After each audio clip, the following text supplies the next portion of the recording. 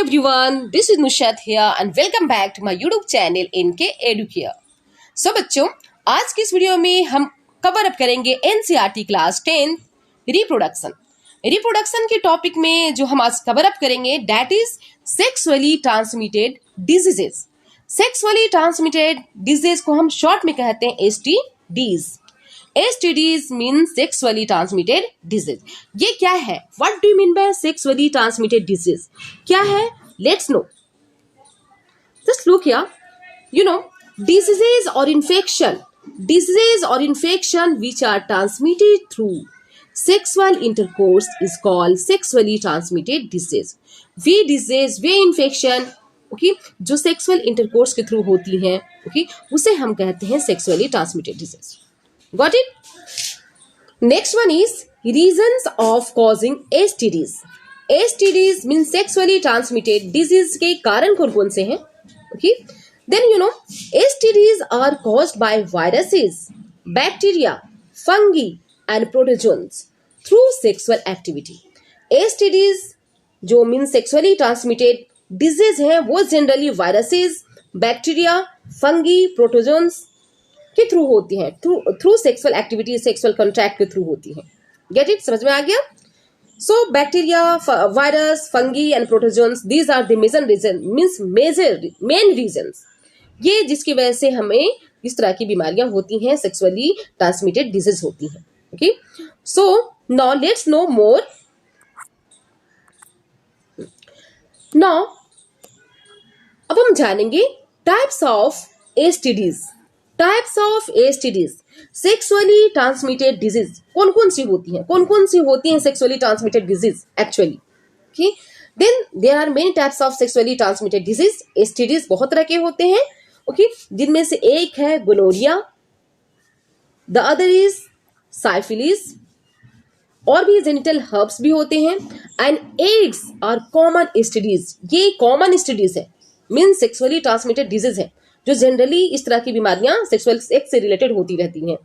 But you know, among them, इन सारी बीमारियों में से, यू नो, डिजीज में से AIDS has become very common. AIDS, you know, what is the full form of AIDS? Very important, ये topic बच्चों बहुत इंपॉर्टेंट है।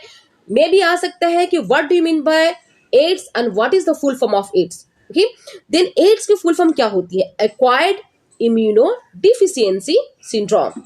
एक्वायर्ड इम्यूनोडिफिशियंसी सिंड्रोम, एड्स, जिसे हम शॉर्ट में एड्स कहते हैं।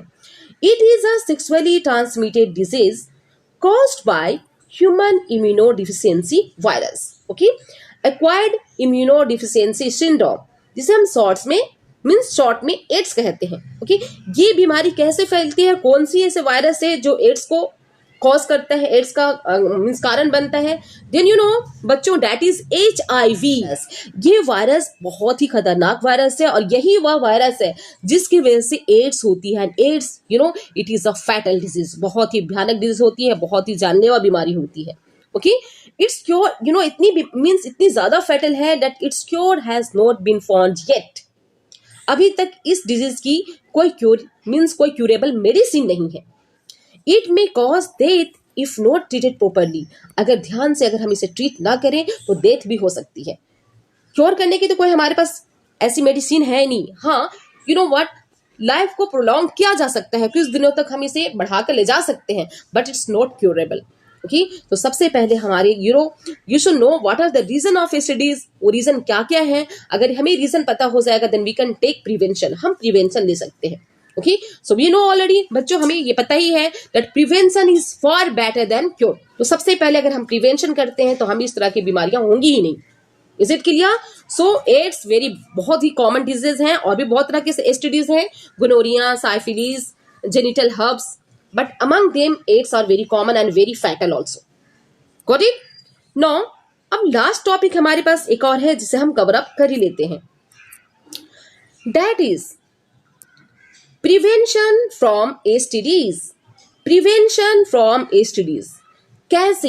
How to means prevent, get prevented from STDs means STDs, sexually transmitted disease से कैसे हम प्रिवेंशन लें, कैसे बचाव कैसे करें?